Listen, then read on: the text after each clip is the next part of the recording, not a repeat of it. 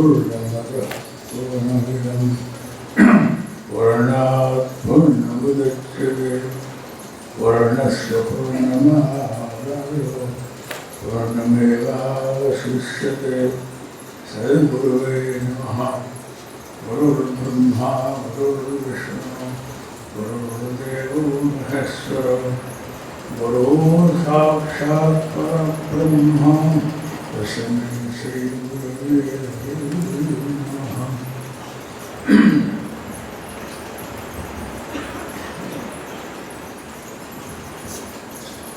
समस्त सिद्धमंडलेभ्यो नमः। सद्गुरुचरणकमलेभ्यो उपस्थित समस्त भाविक जनता जनार्दन, भक्त मंडल, जिज्ञासु मंडल, सबको मैं दो दृष्टि से, एक दृष्टि से शुभेच्छा दे रहा हूँ, एक दृष्टि से सबको वंदन कर रहा हूँ।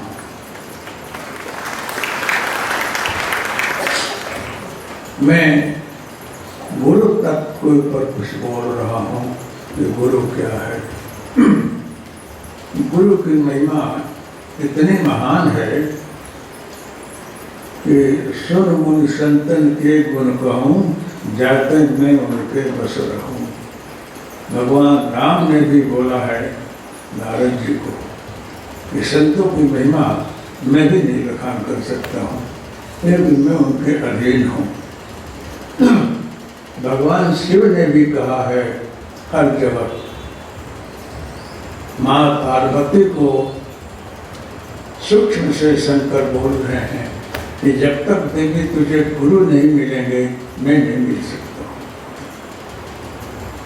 गुरु जो है अंतर प्रेरणा करता है, आपको दिखेगा नहीं, लेकिन ज्ञान स्वरूपम निज बोध रूपम।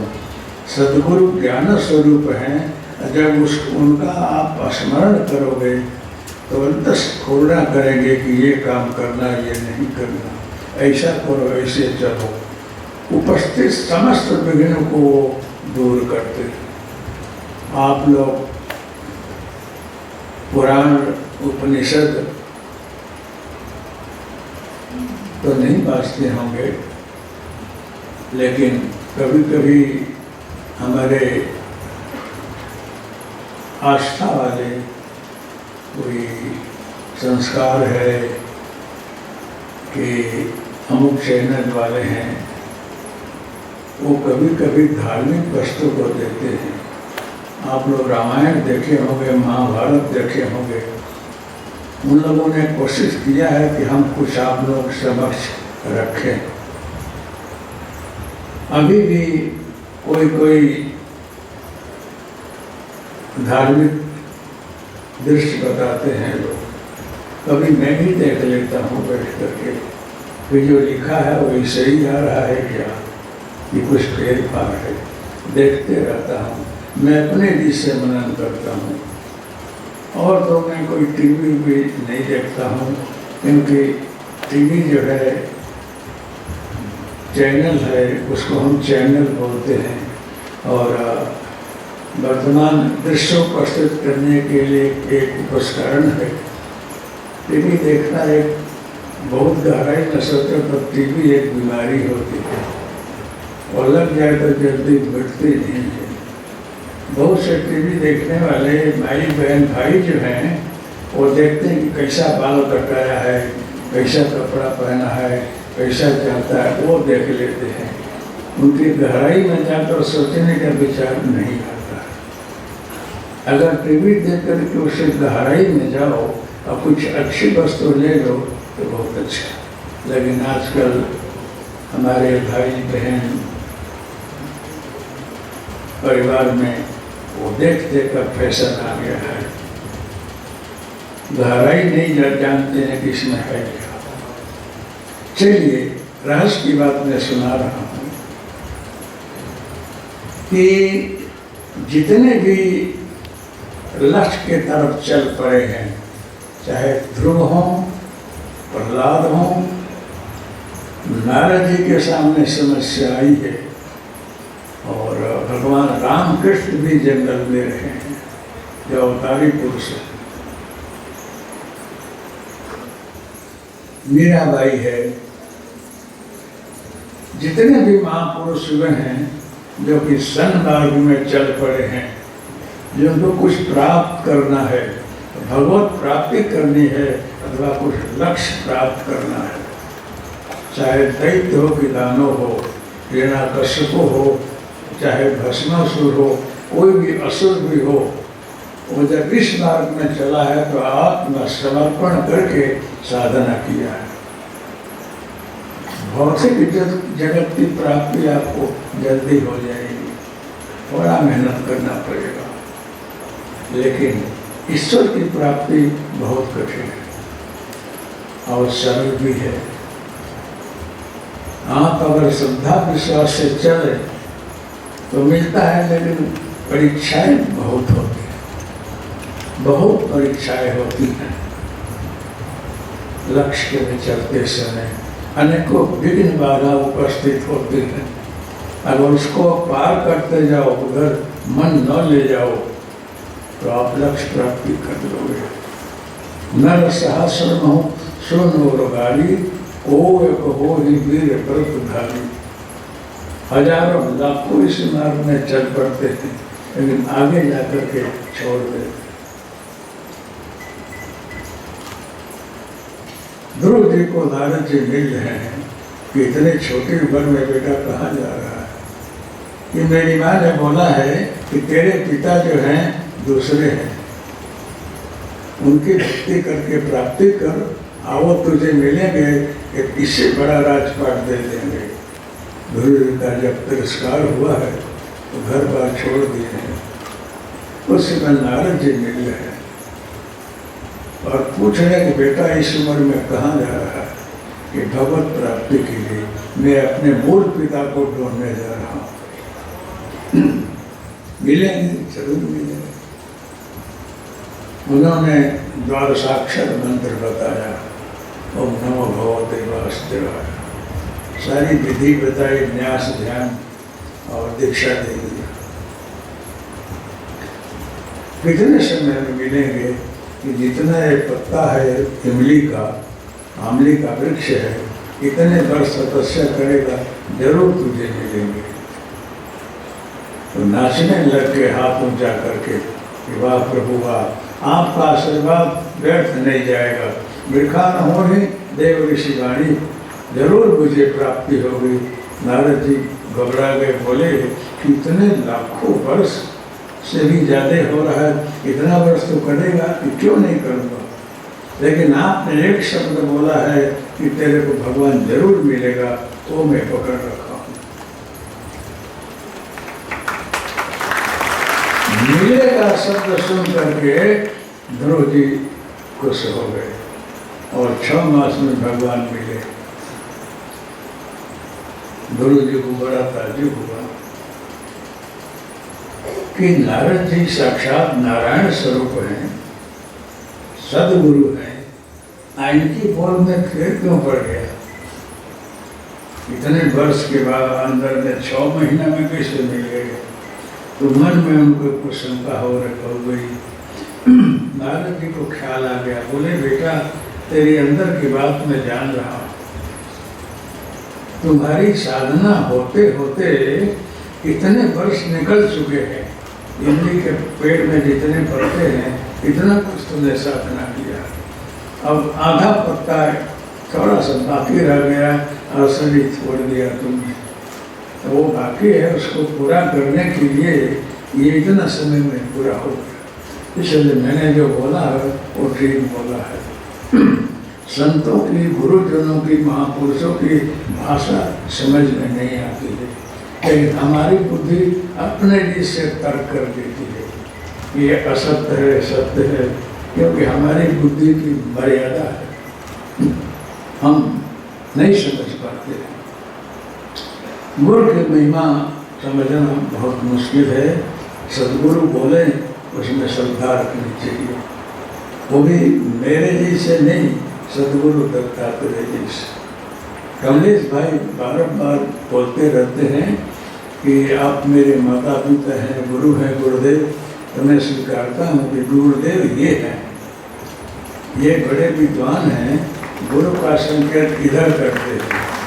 लेकिन कहीं आपको हमको समझ में न आए तो मेरे इस नश्वर शरीर को मत मान लेना। 5 तत्व का शरीर जो है ये नश्वर है। इसके अंदर मन, चित्त, बुद्धि, अहंकार, अंतःकरण चतुष्टय बैसा हुआ है। इसके अंदर वो आत्म तत्व है। आत्मा की कोई जाति नहीं होती है, कोई रूप नहीं होता है, कोई पंथ नहीं होता है, कोई संप्रदाय नहीं होता। आत्मा मुक्त है। अगर समझ में आ गया तो आपका जीवन मन छूट जाए। समझ में नहीं आता है और हूँ बनकर चलता हूँ कि मैं और हूँ, इसके लिए हम चक्कर लगा रहे हैं। मैं बोलता हूँ तो मैं का मतलब कहीं न कहीं मैं लगा हुआ है। आप जन्म बड़े के चक्कर में रहते हैं। मैंने मंदिर नहीं बनाया, मस्जिद नहीं बनाया, ये नहीं बनाया, मैं ये नहीं किया। तो ये इच्छाएं जो है जन्म मरण का कारण बनती है। इसलिए महापुरुष बोलते हैं कि तुम स्वस्थ रह करके जियो और कोई भी संकल्प मत करो। मेरी इच्छा यह है कि ऐसा हो गया तो परमात्मा की इच्छा, नहीं तो उनके चरण में मेरी अखंड भक्ति बनी रहे। इस प्रकार से हम साधना करोगे तो आपको बंधन नहीं होगा। करता मैं नहीं हूँ, वो मेरे से करा रहा है इसलिए किए जा रहा हूँ। मैं नहीं करता हूँ, लेकिन मैं अपने मन, चित्त, बुद्धि का खूब सदुपयोग कर रहा हूँ और सदुपयोग करके मैं चल रहा हूँ। लेकिन मन, चित्त, बुद्धि के पीछे वो खड़ा है और उसकी प्रेरणा से मैं सब कुछ कर रहा हूँ। मैं निमित्त मात्र हूँ, प्रेरणा करता वो है, सब वो करा रहा है। ये आप मान लोगे तो आपको बंधन नहीं होगा। साक्षी और दृष्टा भाव से चलने से कर्म क्षय होने लगता है, संचित नहीं होगा और जो संचित है वो पूरा हो जाएगा। मुक्ति का मतलब है ज्ञान स्वरूपम निज बोध रूपम हृदय ज्ञान। ज्ञान से ही मुक्ति है। ज्ञान के बगैर मुक्ति नहीं है, लेकिन ज्ञान भक्ति के बगैर अधूरी, उसमें कोई दम नहीं है। भक्ति और ज्ञान दोनों साथ में चलते हैं। वेदांत बहुत गहन है, हर जगह वो खड़े रहते हैं। लेकिन आप जो है किसी स्थूल शरीर को गुरु मत मान लेना। लेकिन गुरु जो है किसी स्थूल शरीर मार्फत उद्बोधन करता है, मार्गदर्शन देता है। मैं बनकर बोल रहा हूँ कि सदगुरु के चरण में समर्पित रहता हूँ और प्रार्थना करता हूँ कि सबका मंगल हो, कल्याण हो। सब मेरे स्वरूप है, आपके स्वरूप है, सबके अंदर वही तत्व है। तो कभी कभी जो है ना लोगों को आप बोलते हैं ना कि आप दत्त स्वरूप हो, दत्त ही हो। मैं बोलता हूँ कि आप भी वही हो, मैं भी वही हूँ। अगर दत्त हूँ तो आप भी वही हो, मैं अगर जीव भाव हूँ तो आप भी वही हो। लेकिन मैं अपने जीव भाव को त्याग करके आत्मभाव में जीने की कोशिश कर रहा हूँ और लगभग वैसे ही जीता हूँ। अगर आप हमारे भाव शुद्ध होगा, हमारे अंतर शुद्ध होगा, इसमें कोई संकल्प नहीं होगा, तो जो आप ध्यान में बैठे हुए मंत्र जाप करोगे, तो जैसे राम जी के ध्यान करने से हनुमान जी गदा लेकर खड़े रहते हैं, ऐसे ही अगर मेरी भक्ति सही होगी और सदगुरु का ध्यान में अंदर करता रहता हूँ, सही है, तो लकड़ी लेकर पहले मैं दिखाई पड़ूंगा, फिर महाराज को दिखाई पड़ेगा। बहुत से भाइयों बहनों को हमारा स्वरूप दिखता है, तो मैं बोलता हूँ उलझन में मत आना, अब मेरे को भी उलझन में मत डालना। वो मेरा आत्म तत्व है जो आपके कल्याण के लिए दरवाजे पर खड़ा रहता है। आपको यहाँ ले जाने के लिए मैं एक भूमिया हूँ, रास्ता बताता हूँ। लेकिन अगर सही बोलो तो हनुमान जी को राम जी ने बोला कि हनुमान तो अपना स्वरूप होता। तो हनुमान जी ने बोला है कि प्रभु देव भावस्तु, एक भाव से मैं आपका दास हूँ, दासोस्मि, आपका सेवक हूँ। दूसरे भाव से मैं जीव भाव में मैं आप हनुमान हूँ, एक भाव आपका सेवक हूँ। और अंत में बताएं कि एक भाव में जो आप हो वही मैं हूँ। क्योंकि शिव जो हैं वो भक्ति विष्णु भी करते हैं, विष्णु शिव भी करते हैं। शिव में विष्णु में कोई फेर नहीं है। जो वैष्णव हैं वो भगवान विष्णु की, कृष्ण की, राम की उपासना करते हैं और शिव भक्त शिव की उपासना करते हैं। लेकिन अगर दोनों एक दूसरे में भेद देखने लगे तो किसी को कुछ नहीं मिलता है। शिव की भक्ति जो है वो विष्णु की भक्ति बगैर अधूरी है, और विष्णु की भक्ति शिव के भक्ति बगैर अधूरी है। बहुत से लोग श्री शब्द नहीं बोलते हैं कि कहीं श्री ना आ जाए। हरे कृष्ण कृष्ण श्री कृष्ण शरणम मम बहुत अच्छा है, लेकिन आपको ज्ञान नहीं है तो फिर आया करो माला। ज्ञान के बगैर ये माला बेकार है। सोचो,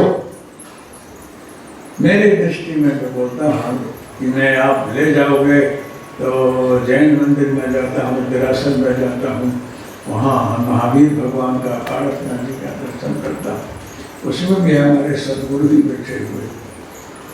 हमको अमेरिका में मुस्लिम जो ले गए सूफी लोग, तो मस्जिद में गया, वहाँ धुन बोलाया रहा तो सबको अल्लाह खुदा पीर पैगंबर खाली जगह में देखने लगे। एक जगह डॉक्टरों की मीटिंग हुई, वहाँ भी यही प्रवचन दे रहा था, वहाँ भी सबको, मुसलमानों को, बंधुओं को भी अनुभव हुआ। मैं चैलेंज के साथ बोलता हूँ, अगर कोई इस्लाम धर्मी हो, मुसलमान भाई हो, अपने मस्जिद में अपना अथवा अपने घर में जाकर के प्रेम से टेस्टिंग के लिए हरिओम तत्सत 10 मिनट बोलो और खुदा का, पीर पैगंबर का ध्यान करो। आपको ध्यान न लगे तो बोलो मैं फकीर बन जाऊंगी। बुलाकर मुझे देख लो, इस चैलेंज को स्वीकार करना हो तो आप हार जाओगे, जरूर अनुभूति होगी। क्यों? हरिओम तत्व है, तत्व। कोई संप्रदाय नहीं है, कोई पंथ नहीं है, कोई भाग नहीं है, वो मुक्त आकाश है। जैन बंधु बुलाएंगे तो मैं ऐसे शून्य जगह में बैठूंगा, वहाँ महावीर भगवान, बुद्ध, महावीर भगवान, नेमिनाथ जी, सारे जैन के देवी देवता हाजिर हैं। आप लोगों को लगता है कि मैं कोई तांत्रिक जादूगर हूँ, जरूर जादूगर हूँ, लेकिन आपकी उलझन दूर करने वाला जादूगर हूँ, कुछ लेने देने वाला नाम मैंने, अगर मैं बोलता हूँ कि अगर मैं महावीर भगवान, पारसनाथ जी, चकोशीनाथ की उपासना किया हो तो इनको अनुभूति होने चाहिए, होगा। शिव मंदिर में ले जाओ, वहाँ पर नहीं दिखेगा, भगवान राम दिखेंगे।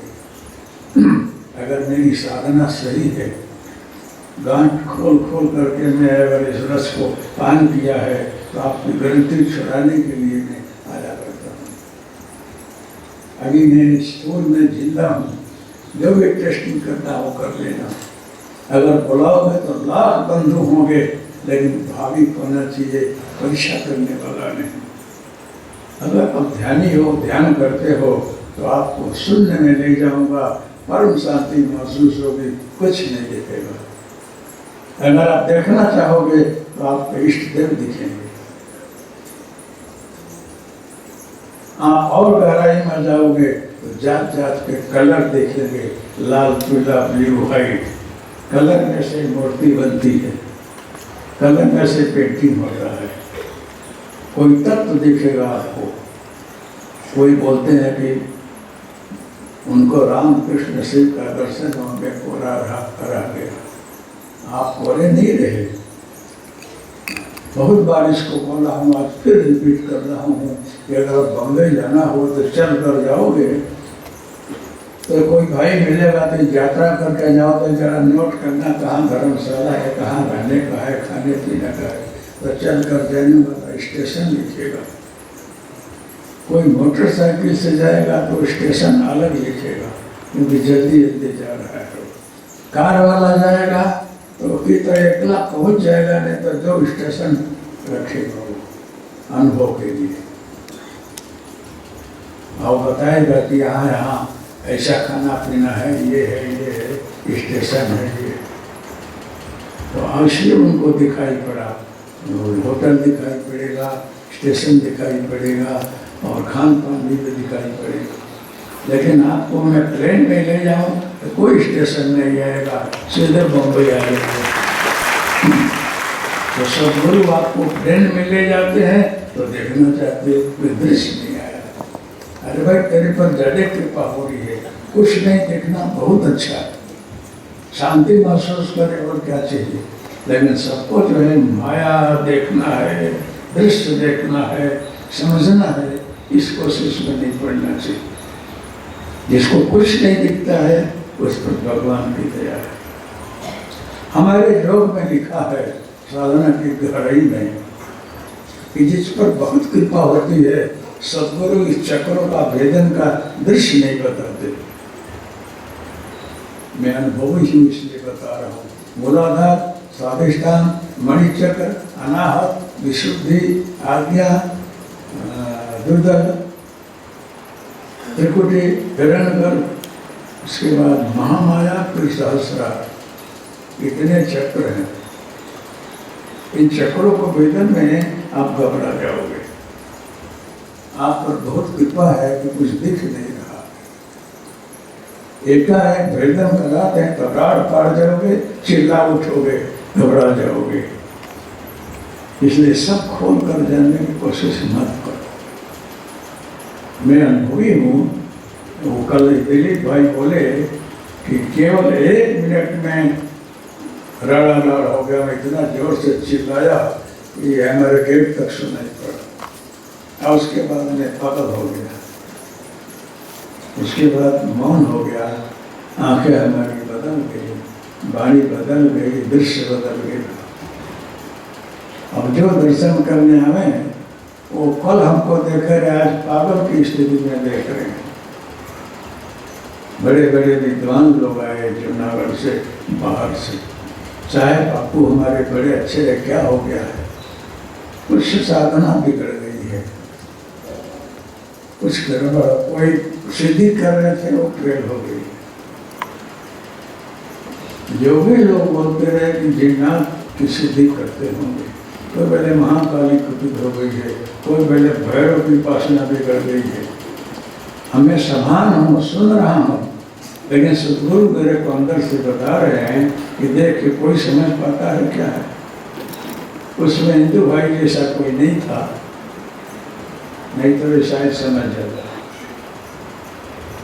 तो तब से हमको एक बीमारी हो गई है कि जब मैं बहुत समय में जाता हूँ तो हमारी आंखें खुली रहती हैं, ऐसे नहीं होती है। ये हमको बीमारी है। आंखें पटपट नहीं होता है, खुली रहती हैं। तो बहुत से लोग पूछ लेते हैं कोई बीमार है आप? हम कहना ना, आपकी आंखें जरा, मेरी आंखें, एक महाराज मिले कुछ कर दिया, तब से हमारी आंखें ऐसी हो गई। अब उसको सुधारना नहीं रहा, आप दया करना मेरे पर, मेरी आँख को सुधारना नहीं है। ठीक है, दिखता है, हमको जरूर दिखता है। कभी कभी बाहर भीतर सब दिखता है, कभी कभी खाली आढ़ाई फुट दिखता है और ज़्यादा नहीं दिखता है। लेकिन बहुत नशा, आप नशा खाते हो कि हाँ एक ही बार खाया है, वो नशा उतरती नहीं है, ऐसा नशा खा लिया हमने। तो एक दिन में ये दृश्य उपस्थित हो गया, एक ही दिन लेवा।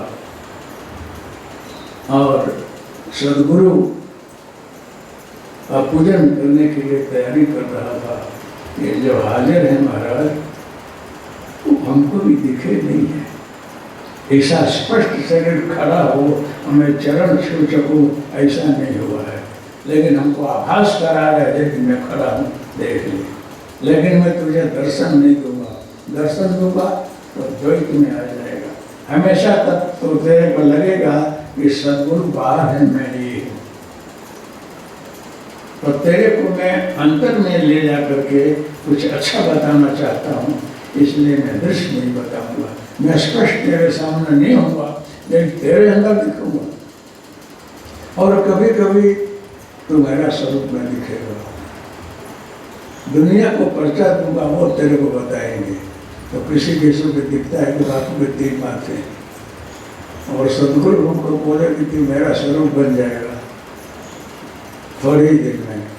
तो 1-2 महीना हुआ तो ऐसे हाथ करके देखूं तो एक ही माथा रहता है, 3 तो दिखता नहीं रहा। तो सोचो कि 3 माथा कब उगेगा। एक बार प्रश्न कर दिया कि मूर्ख, माथा का मतलब ही नहीं है। सत्य और अस्तम 3 प्रकृति है, वो सबके अंदर रहती है। किसी अंदर तमोगुण प्रधान रहता है, किसी के अंदर रजोगुण प्रधान रहता है, किसी के अंदर सतोगुण प्रधान रहता है। लेकिन रजोगुण ब्रह्मा के अंदर है, वो सृष्टि करता है। अमुक लोग रजोगुण में भटक जाते हैं, ब्रह्मा नहीं भटकते। तमोगुण में लोग भटक जाते हैं। तमोगुण जो है शिव तत्व है, संहार करता है, वो भूले भटकों को ज्ञान देता है, सही रास्ते में लाता है। शिवम कल्याणम नाम है उसका। और विष्णु तत्व है, वो रक्षण करता है। सृष्टि करता ब्रह्मा है, और व्यवस्थित करना शिव का काम है, पालन करना विष्णु का काम है। इसलिए मैं तीनों तत्व में तेरे अंदर हाजिर हूँ। तो ये आज बोल रहा हूँ मैं आपको, उसका हमेशा मनन किया करता हूँ। और बोलते हैं कि केवल तेरे में ही मैं नहीं हूँ, ऐसा नहीं मान लेना कि आई एम समथिंग। सच्चा ज्ञानी वही है, सच्ची व्यक्ति वही है कि सबके अंदर भगवान देखे, सबके अंदर अपना स्वरूप देखे, किसी को छोटा नहीं मानने का। लेकिन जब तक पूर्ण ज्ञान न हो तब तक व्यवहारिक जगत में जो जैसा है ऐसा फर्ज निभाने का।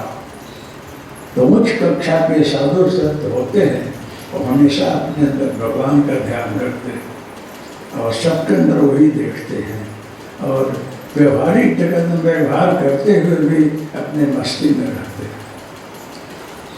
भगवान कृष्ण को मारने के लिए, हमको अस्त व्यस्त कर देने के लिए कंस ने बहुत रास्ता अपनाया। तांत्रिकों को भेजा तो बेचारे हैरान हो गए, दुखी हो गए। पूतना को भेजा, उड़कर आकाश में आती रही, आज छोटा बच्चा सोया है। बालक मतलब शरणागत, ध्यान रखना, शरणागति जो है उसका भगवान सुरक्षा करता है। पूतना आ रही है जहर पिलाने के लिए, और भगवान सोए हैं और कुछ बोल नहीं रहे हैं। पूतना गोदे में ली, स्तन पकड़ाई, जहर लगाया हुआ कि धाते ही मर जाएगा। और भगवान ने जोर से चूसा, वो उड़ी। सामुन चमुन चालमटे प्रभाषणी, भागवत में लिखा है, छोड़ मंच मंच, मुझे छोड़। भगवान मौन भाषा में बोल रहे हैं कि पूतना माँ, मैं किसी को पकड़ता ही नहीं हूँ। संत और भगवान जो होते हैं किसी को पकड़ते नहीं है। मुझ छोड़ता, पकड़ता नहीं हूँ, पकड़ो तो उसे छोड़ता नहीं हूँ। जो माँ बन करके आया हो उसको मैं छोड़ दूँ तो मेरी कीमत क्या होगी। जो हमको धोरा देता है तो मेरी माँ है। माँ जिसको बनाऊं उसको मुक्ति देनी चाहिए। तो भगवान ने पूतना को मुक्ति दिया।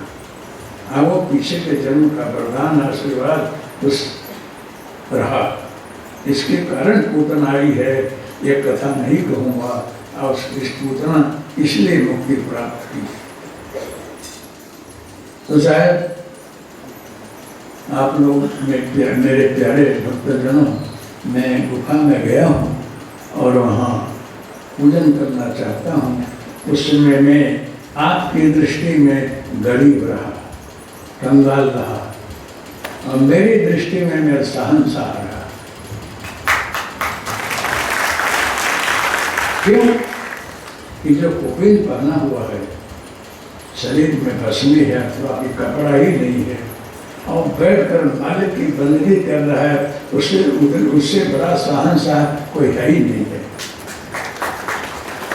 एक बॉम्बे में एक जगह उतरा रहा, एक गुरु की बाणी बता रहा हूँ।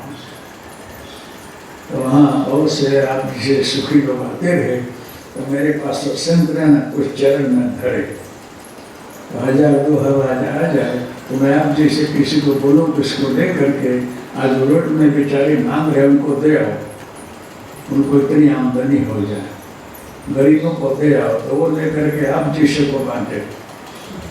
कोई महात्मा रहा, आप जैसे को देता रहा। हम के महाराज उसको एक भाई को बोला बोल गरीबों को दे आओ, तो कोई बोला तो बोलता है गरीबों को ही दे रहा हूँ और आप लोगों को बांटे। मैंने बोला ये समझ नहीं रहा, बापू समझता ना, जब मैं समझाया इसको, मैं नहीं समझाऊँ तो बहुत समझाए तो क्या बोलता है कि जो फक्कर है ना वो तृप्त है, इनको 1 लाख 2 लाख 5 लाख करोड़ चाहिए, तो गरीब ये हैं जिसकी इच्छाएं कभी शांत नहीं होती, जिनको बहुत ज़्यादा चाहिए, बहुत इच्छाएं हैं, वो गरीब, इसलिए गरीबों को दे रहा हूँ, इनको तृप्ति हो जाए। संतों की भाषा बोल रहा। तो मैं गुफा में गुरुदेव का चरण पूजन करने आया हूँ, तो स्वाति बहन ने भजन गाया है कि गुरुदेव आपके चरणों का मैं पूजन करने आया हूँ, चरणों में भेंट चढ़ाने को खुद ही को लेकर आया हूँ। मैंने सदगुरु से प्रार्थना किया, अब हमको प्रेरणा करने की, तेरे को आंसू नहीं बहाने का, तेरे पास सब कुछ है, तेरे अश्रु जो है ना वो गंगा जल है, उससे मेरा चरण धुल रहा है, और तो खुद मुझे को अर्पित हो रहा है, सर जो है वो हमको अर्पित कर रहा है खुद ही, इससे ज़्यादा भेंट और क्या चाहिए। और इसमें लिखा है मैंने, शुद्ध हुआ मन जो है उसको पुष्प बनाया है, ये सुमन पुष्प चरणों पर लो, शुद्ध हुआ पुष्प आपके चरण में रख रहा हूँ, क्योंकि अपने समस्या में अपने मन को शुद्ध किया हूँ, आपके चरण में अर्पण कर रहा हूँ। श्रद्धा भक्ति को चंदन बनाकर चरण में रखता हूँ, श्रद्धा और भक्ति यही मेरा चंदन है, आप स्वीकारिएगा, कहाँ देने दो और घसने दो। इस मन को चरणों में रख करके समूल बुद्धि को मैं आपके लिए भोग में धर रहा हूँ, क्योंकि बुद्धि बड़ी चंचल है, तार्किक है, जात जात का संकल्प विकल्प करती है। अगर मैं आपके चरण में रख दूंगा, ये बुद्धि आपकी हो जाएगी, मन आपका हो जाएगा और चित्त आपका हो जाएगा। तो अगर ये भागेगा दौड़ेगा तो जिम्मेदारी आपकी है। एक कॉलेज में स्टूडेंट दाखिल हो गया तो नापास हो तो बहुत बड़ी जिम्मेदारी प्रिंसिपल प्रोफेसर की होती है, इन्होंने ध्यान नहीं दिया, पढ़ाया नहीं, उसके बाद लड़के में पढ़ा नहीं, तीनों बातें आती हैं। तो मैं मन लगाकर तो पढ़ रहा हूँ, लेकिन चंचल मन है और बुद्धि है, इसको भोग धरा दिया कि मालिक जो है इसको शुद्ध करेगा। मैला कपड़ा हो और जो धोबी के अंदर डाल दिया वो धो ही देगा, सफा कर देगा, इसलिए बुद्धि को चरणों में धर दिया। और निर्मल वैराग्य है, उसको धूप बनाकर आरती कर रहा हूँ, क्योंकि वैराग्य जो है उसमें बहुत खामियां होती है, वैराग्य में बहुत खामी होती है। दही मथा जाए उसमें से मक्खन निकलता, और मक्खन से दीप नहीं जलेगा, उसको अग्नि में तपाना पड़ता है। तो उसके अंदर जो छाछ का भाग है, जो तरतर करता है, वो वैराग्य है। प्योर वैराग्य नहीं है, उसमें मिक्स है। वैराग्य हो जाने के बाद आप एक ले लीजिए और कहीं भजन करिए। भजन करने के बाद जगत में आसक्ति हो जाती है। फिर दुनिया आएगी, बोलेगी कि महाराज आप बहुत अच्छी साधना कर रहे हैं, तो जगह आपकी है, हम ले लो, यहीं रहो। फिर कुछ वर्ग आकर के आपको चंद्र उड़ाकर महंत बना देगा, आप जगह के महंत बन गए। अगर ज्यादा आमदनी होने लगी तो इसके बाद आपको थानापति बनाएंगे, और उसके बाद जो है वो महामंडलेश्वर बनाएंगे। फिर आप नीचे नहीं बैठ सकते हैं, आपकी गाड़ी ऊंची हो जाएगी, चाइनीज सोने का सिंहासन हो जाएगा। और इसमें होगा क्या, आपकी ईगो अहंकार बढ़ता जाएगा, साधना छूट गई। इसमें साधना में निक्षेप आ जाता है। फिर अगर सावधान न रहे तो भटक जाता है। इंद्र क्यों न हो, उसको भी इंद्रासन पर बैठा हो, अगर उस अपने संभाल कर न रहे, बृहस्पति गुरु वाक्य न माने, तो उसको भी अहंकार होता है और उसका पतन हो जाता है। इंद्र भी नीचे आ जाता है। इसके नाम से बताते हो जब योग भ्रष्ट हो जाएंगे, उनका भी पतन हो जाता है। इसलिए सावधानी बहुत रखना। जहाँ आपकी प्रशंसा होने लगे, आप खूब लक्ष्मी की वृष्टि होने लगे, आपके पीछे वाहवाही होने लगे, तो सावधान रहना। सावधान मानव में लहीना, आप भीड़ धर्म करके कर्म प्रवीण। सावधानी नहीं रखोगे पड़ जाओगे। ध्यान रखना कि आप साधक हो और सही मार्ग में चलकर लक्ष्य तक पहुँचना है। वहाँ तक पहुँचने में बड़े विघ्न आते हैं। रिद्धि सिद्धि बहु परे रही भाई, रिद्धियाँ सिद्धि आएंगी, आपको प्रलोभन देगी कि ये ले लो, ये ले लो, फिर ये करोगे तो ये हो जाएगा, ये करोगे वो हो जाएगा, उसमें हम फंस जाएंगे। जब धीरे से देर का त्याग करना, अगर लक्ष्य तरफ पहुँचना हो। मैं भी गिरनार में रहा हूँ, 11 वर्ष रहा हूँ, कुछ तो आया होगा ना, लेकिन ध्यान इनका करता रहा। इनके चरण में प्रीति रही, तो हमारे सामने तो दीप वाले आए और चलते गए। हमें आए तो बहुत, चलते गए, हटते गए। आज आपके समक्ष यहाँ बैठा हूँ कि महाराज का पाना, इनका मिलना बहुत कुछ है। मैं कभी स्वप्न तो नहीं देख रहा हूँ कि दत्त महाराज मिले हैं, ऐसा हो जाता है, भ्रांति हो जाती है कलयुग के जमाने में। लेकिन सदगुरु ने हमारे पर बहुत कृपा की है कि मिलने के बाद में उनको हमारी सुरक्षा रखा है। कोई झंझट में नहीं पड़ा, सोने की लंका नहीं मांगा, हीरा का खजाना नहीं मांगा, और अखूट वैभव नहीं मांगा। मैंने मांगा कि सारे विश्व को जितने जनता जनार्दन है, चाहे कोई भी हो, उसको मानसिक शांति मिले, ध्यान लगे और खूब श्रद्धा से भक्ति करे, तो उसकी दिशा अच्छी चले। अगर आप लोग श्रद्धा से भक्ति करोगे तो जो दारू पीता है, मैं किसी दारू पीने वाले को, जुआ खेलने वाले को लकड़ी लेकर नहीं छोड़ाता हूँ। मेरे पास आएगा तो समझाऊंगा कि बेटा तेरा मानव शरीर है, इसके अंदर परमात्मा बैठा हुआ है, इसके अंदर खुराक अच्छा डालो। मेहमान कोई अच्छा हो, VIP, तो उसको दारू मत दो, नशा मत दो, उसको जरा ठीक से रखो। छोड़ दोगे तो भगवान खुश होगा, तेरा रास्ता अच्छा हो जाएगा और ज़्यादा सुखी और खुशी रहेगा, तेरे को शांति प्राप्त होगी। फिर भी आप नहीं छूटता है तो 3 माला 11 माला किया करो, हरिओम तत्सत। थोड़े दिन के बाद आपको उधर से घृणा होगी और लगेगा कि ठीक नहीं है, अपने आप छोड़ दोगे। इसका मतलब सहज मार्ग है, बगैर डांटे समझाए और आप छोड़ दोगे, रास्ता आपका बदल जाएगा, आप ज़्यादा शांति प्राप्त करोगे। क्यों? ये नशा खाना अच्छा नहीं है। लेकिन जितना ही सरकार रोकती है उतना ही लोग ज़्यादा पीते हैं। पीने वाले कमते नहीं है।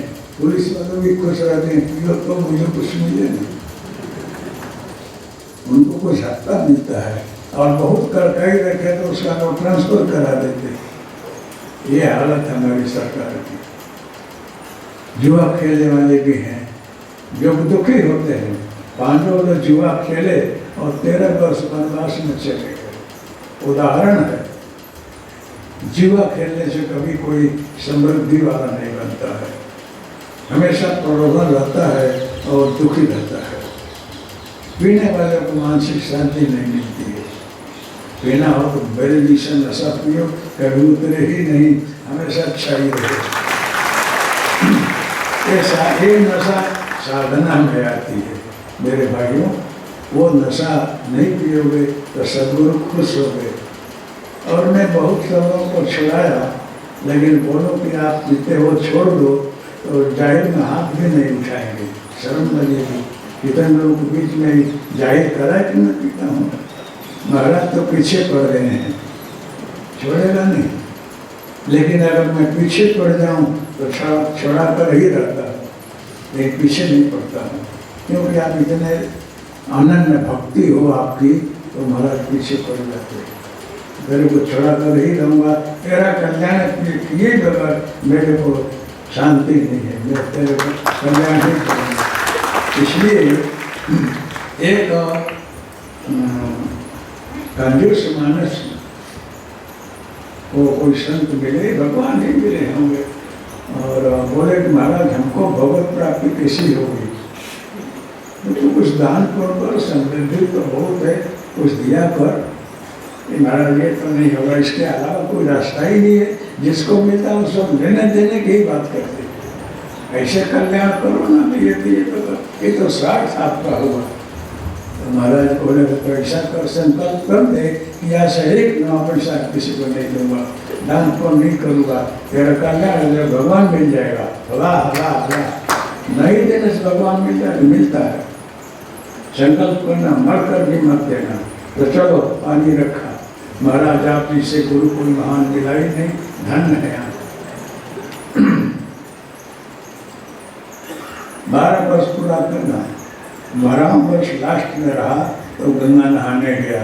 वहाँ एक पंडा है कि जय हो दाता की जय हो जय हो। तो बोले कि वहाँ उतने लोग नहा रहे हैं, नहीं गया, हम देखला इधर नहाने आए हैं तो यहाँ तुम आया पंडा। ये मैंने सोचा कि ये जजमान इधर एकला है तो इसका भी कल्याण हो जाए। नहीं, मेरा कल्याण नहीं करना है, जब नहीं जाता सुबह सुबह तो मैं नहीं जाऊँगा, कुछ तो तेरे को देना ही हो। वहाँ पड़ गया, पीछे पड़ गया, देखा कि जाएगा नहीं। तो बोला कि अच्छा तुम ऐसा करो कि 1 पैसा दान संकल्प करा दो, 1 पैसा। और वो दाता ने बोला कि हे भगवान मेरा व्रत टूट जाएगा, तो इसको संकल्प करा लो कि आवते जन्म में दूंगा, इस जन्म में तो नहीं ही दूंगा। मन मन पानी रखा और उसको बोला कि जा 1 पैसा तेरे को मिलेगा बस। तो थोड़ी देर के बाद बोला, पीछे पीछे चला, बोला कि अब कहाँ आ रहा है? कि आपके घर आ रहा हूँ पैसा लेने के लिए। कि नहीं अभी मत आना, अभी जाओ, पीछे मत पड़ो। लेकिन दाता अगर सुबह आप नहीं दोगे तो हमारा सारा दिन ऐसे ही उधार बाकी नहीं जाएगा, रोकड़ा कर दो। वो घर पहुंचा, उनके घर जाकर बैठा, वो बीमारी में जाकर बीमार पड़ गया। बच्चों को बोला कि बोल बापू जी बीमार हो गए, ठंडी लगी है, अभी जाओ। तो आकर बोला तो बोलता है कि मेरा जजमान अगर बीमार पड़ जाए तो मेरे 1 पैसा जाएगा, उसके पास ले जाओ, हम आशीर्वाद देना है, तो उसको ठीक करके जाना है। बोले बापू जी ध्यान नहीं रहा है। बहुत हट किया, कोशिश किया, तो बोले बेटा बोल अब सीरियस हो गए हैं, अब इसमें तो जान है, पैसे के लिए तुम क्या बैठे हो? आकर बोला बेटा अब तो बिल्कुल नहीं जाऊँगा, हमारा जजमान सीरियस हो, मैं चला जाऊँ। थोड़ी देर तक बोला कि बेटा देख मेरा व्रत जो है टूट जा रहा है, तुम 2 भाषा ले आओ और उसमें पत्थर बिछा दो, मेरे को सुला लो, एक लकड़ी का तकिया रख दो, राम बोलो भाई राम बोल करके बाहर निकाल। हाँ, उसको बोला कि जाओ महाराज, जब ये हालत हो गई, वो चला जाए, इसे पिला कर फिर घर लेना। ऐसा ही बच्चे ने किया, क्योंकि बापू जी का वचन टूट न जाए। तो यजमान बोल रहा, पंडा बोल रहा कि वो हो मेरा 1 पैसा गया, यजमान मर गया।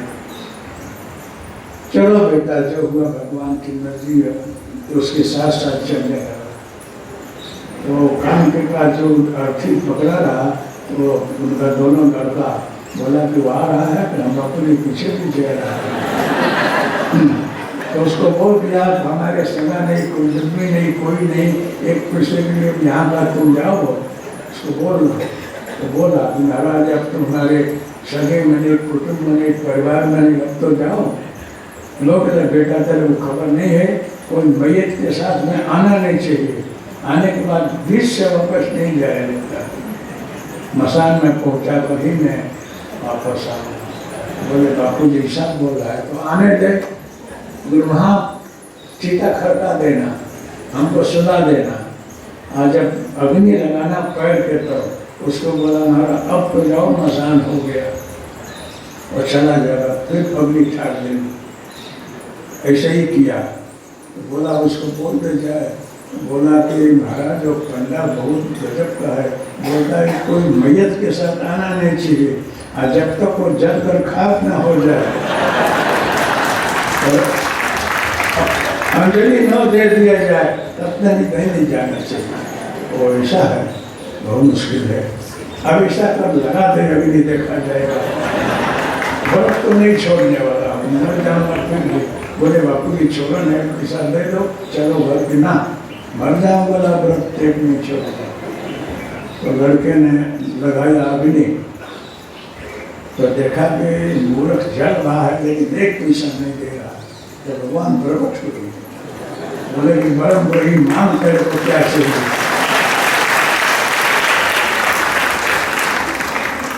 तो भगत ने बोला कि प्रभु आप धन्य हैं, इसके लिए आप प्रकट हो गए, मैं आपको क्या कहूँ, आप प्रसन्न हैं ना, बहुत प्रसन्न। अगर देना हो तो 1 पैसा जो संकल्प कराए उसको छोड़ दो, 1 पैसा छोड़ दो और आपसे पूछे नहीं चाहिए। भगवान ने बोला भी जा, तेरे को मुक्ति भी दे रहा हूँ, 1 पैसा छोड़ दे रहा हूँ। तो अगर आप लोग ऐसा कंजूस बनोगे तो आपको भगवान जरूर मिलेगा। कंजूस बनना हो तो ऐसा बनना। इसलिए अगर दारू नशा हो, छोड़ना हो तो प्रेम से छोड़ देना, आपका भला होगा, घर में शांति होगी, परिवार वाले सुखी रहेंगे।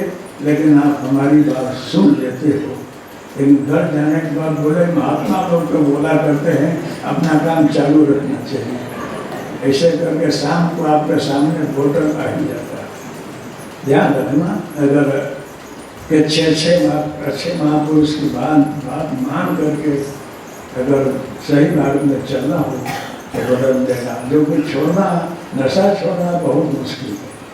हमारे सामने बहुत से प्रकार के लोग आए तो वो लोग बोलते रहे कि जल्दी छूटता नहीं है, नशा कोई भी हो, चाहे गुटखा हो, मावा हो, दारू हो, छूटता नहीं है। लेकिन धीरे धीरे चाहोगे तो छूट जाएगा। लेकिन छोड़ना हो तो दिल से छोड़ना, फिर पकड़ना नहीं। थलतेज में रहा तो लोग दारू छोड़े, बहुत से लोग दारू छोड़ दिए। थोड़े दिन के बाद खबर आई कि बापू फिर पीता है वो। मैंने बड़ा पक्का आदमी से मैं छोड़ दिया, फिर पीता है। तो आपको दारू नहीं पीता, लट्टा पीता। हमने भाई पीने वाली सब वस्तु छोड़ दो, एक नई चीज़ है नहीं पीना चाहिए। तो मेरे को खबर नहीं कि वकालत में क्या क्या होता है। स्मोकिंग छोड़ना हो तो सब मूल से छोड़ दो। मावा तम्बाकू छोड़ना हो तो जड़ से छोड़ दो।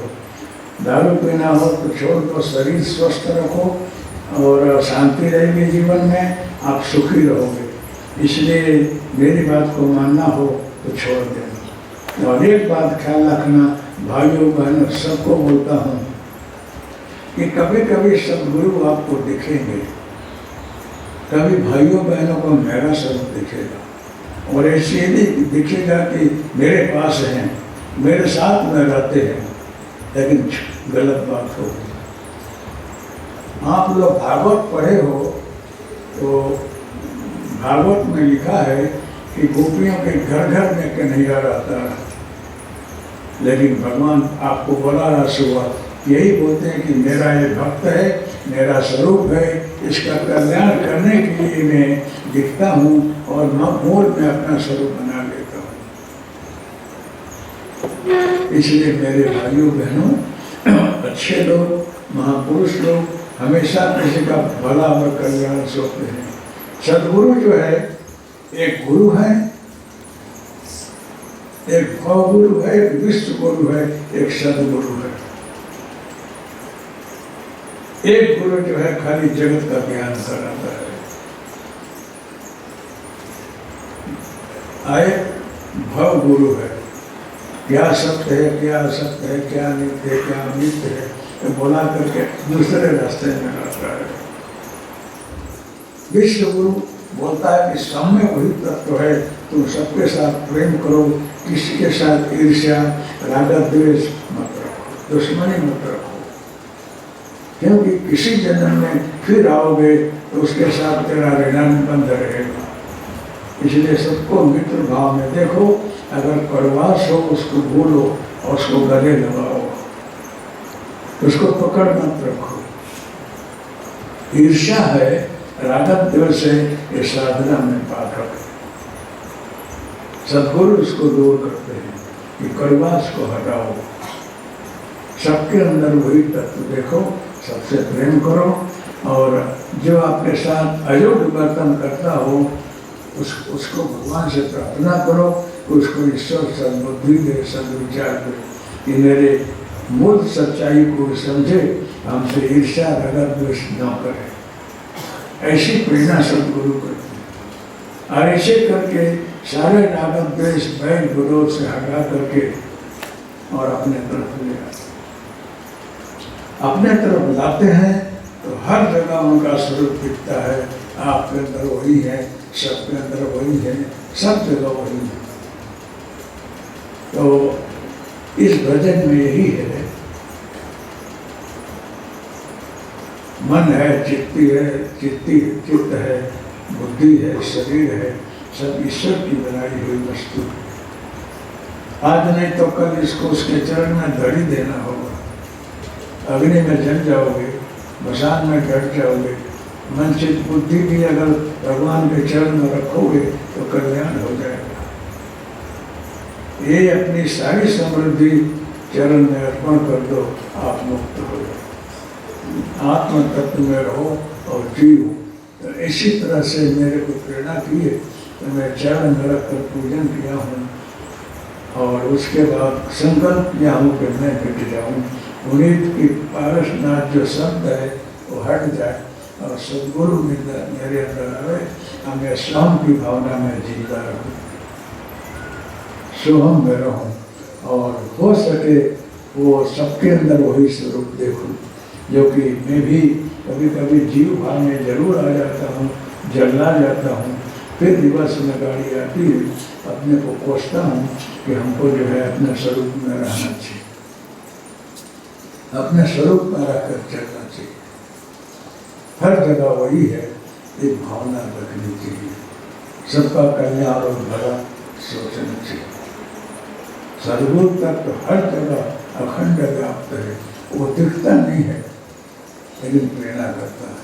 तो कभी कभी जो है मन है, स्थूल मन है, सूक्ष्म मन है, अधिमन है और अतिमन है।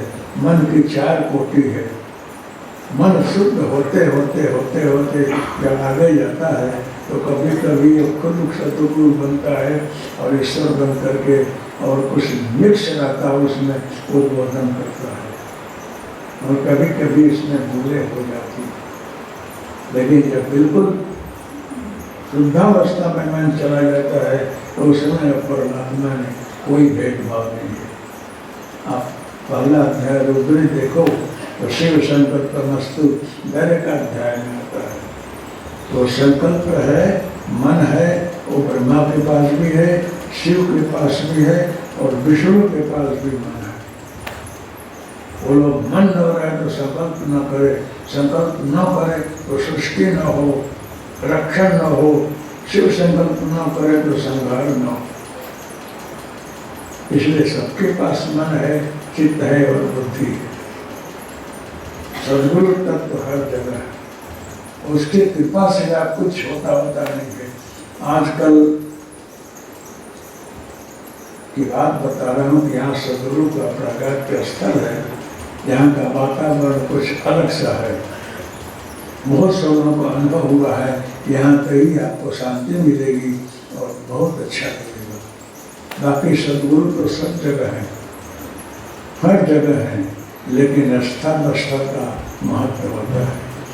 अब जो आपके टीचर हैं, जो आपको पढ़ाए हैं, एक दृष्टि में आपको गुरु है, उनके प्रति आपको भाव होती, श्रद्धा होनी ही चाहिए।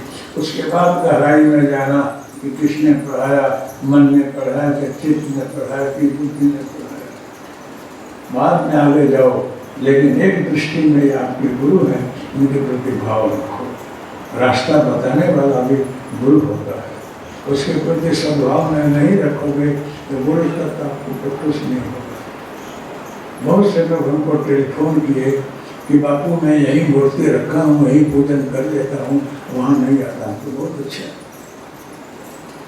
सोच कर करो, जो कर रहे हो सही है ना। तो बहुत से लोग घर से ही पूजन कर लेते हैं। अगर भगवान विष्णु है, राम है, कृष्ण है, अगर ऐसे ही घर घर में पूजा हो जाए तो तीर्थ धाम की जरूरत न पड़े, और जहाँ भगवान का प्राकार का स्थान है उसका महत्ता न रहे। हर जगह वही देखा करो, तुम ब्रह्म हो गए हो, मैं सुनता नहीं ब्रह्मावस्था तुम्हारी है। हर जगह तेरे को दिखने लगे भगवान, बहुत अच्छा है। इसको कोई पढ़े लिखे आदमी बोले, अंग्रेजी में उसको वाइजेस्ट फूड बोलते हैं, पढ़ा लिखा मूर्ख, गाया मूर्ख जैसे है ना, वो अनसमझू है। उनको ज्ञान नहीं है कि जहाँ दत्त भगवान का निवास है, जहाँ प्रगट हुए उसका वातावरण क्या होगा। बहुत से लोग शर्म संकोच में आ जाते हैं, तो फिर उनको लाभ तो मिल जाता है। बोले चुके भी कहीं आ जाओगे शुरू में तो ठंडक तो लग ही जाएगी, और गर्मी लगना हो तो लग ही जाएगी। किसी तीर्थ धाम में जाओगे तो भूले चुके भी स्नान कर लोगे तो कुछ न कुछ मिल ही जाएगा। इस जगह की महत्ता है। आप यहाँ से जाकर घर बैठना और दिल से संकल्प करना कि यहाँ दत्तात्रेय महाराज के पास हो, और सही जगह में हम गए हैं। और इस मंत्र में शक्ति हो, प्रभाव हो, वरदान हो, तो हमको अनुभव हो तो मैं भी मानूँ। घर जाकर बैठना, 10 मिनट हरिओम का स्तोत्र करना, आप ध्यान में बैठ कर देख लेना, आपको अनुभव होगा। लेकिन आलस छोड़कर पोस्टकार्ड लिखना कि आपने बोला रहा सही बात है, हुआ है, न लिखो तो आपको अनुभव तो होने कोई नहीं। मैंने बोला है कि जो कुछ महाराज ने दिया है भविष्य कल्याण के लिए। और एक बात फिर बोल दूँ, रिद्धि सिद्धि साधना में बाधक है, लेकिन अगर कोई समझदार हो, ज्ञानी हो, तो रिद्धि सिद्धि साधक। दत्तात्रेय के पास, हनुमान जी के पास, राम और कृष्ण के साथ सिद्धियाँ फिरा करती। भारद्वाज जी के पास रिद्धियाँ यूँ ही आटा मारती रही। बोले कि कुछ सेवा तो बोलो। एक अभी भरत आ रहे हैं मेहमान बन करके, हमारी कुटिया में कुछ है नहीं, नहीं का स्वागत कर दो। तो हजारों सैकड़ों रूम बन गया, उसमें सारी सुविधा हो गई, और सब खाने पीने की जहो जलाली हो गई, और भरत जी का स्वागत हो रहा है। अब भरत जी आगे बढ़ रहे हैं तो बोले कि एक महात्मा के पास इतनी रिद्धि सिद्धि, करा ये तो हमारे राज्य में नहीं है। अब फिर कर देख रहे हैं कुछ नहीं है, वही झोपड़ी दिख रही है महाराज की। केवल वृद्धियों सदियों को लाभ दिया, ऐसे मेहमान का स्वागत कर दो। तो आप लोग जैसे आते हैं, तो हमारे जैसे गरीब जो जंगल में बैठे हैं, कभी अन्नपूर्णा से भगवान से प्रार्थना करते हैं कि हमारे पास जो कुछ है, हमारे स्वरूप जो है भगवान स्वरूप, नारायण स्वरूप, हमारे प्यारे भक्त लोग आते हैं, इनका स्वागत करना, संभालना, मेरे पास कुछ है नहीं।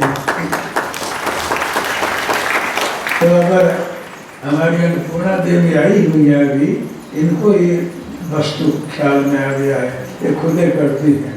और हम फूल तुलसी खाने की वस्तु में पधरा देते हैं, और शायद 1000-2000 का बना हो तो 5000 भी चीज लेते हैं, खाना खा लेते हैं। तो मेरी गरीबी प्रकट नहीं होती है, और आप लोगों को संभाले रखता हूँ। और आप लोग यहाँ से खा पी करके आराम से जाते हो, मेरे को शांति मिलती है कि चलो आप लोगों को पुष्प हमसे मिला।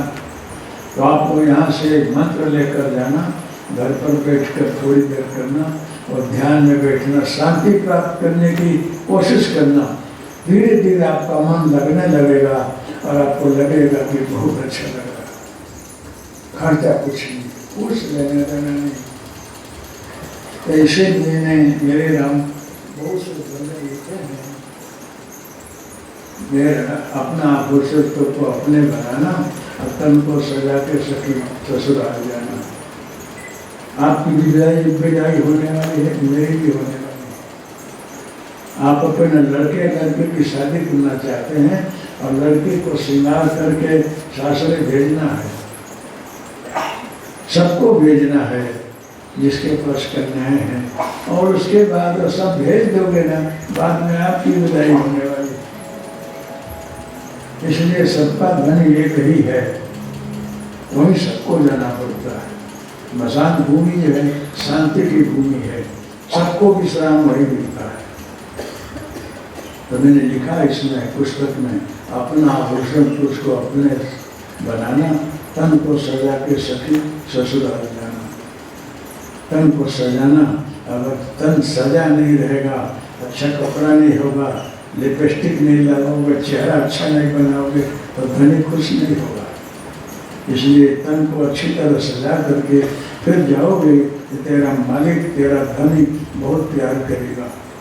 सब आभूषण, सारे गहने अच्छा बनाना। इसमें लिखा है कि कुंदन किसका है, पैजनी क्या है, करधनी क्या है,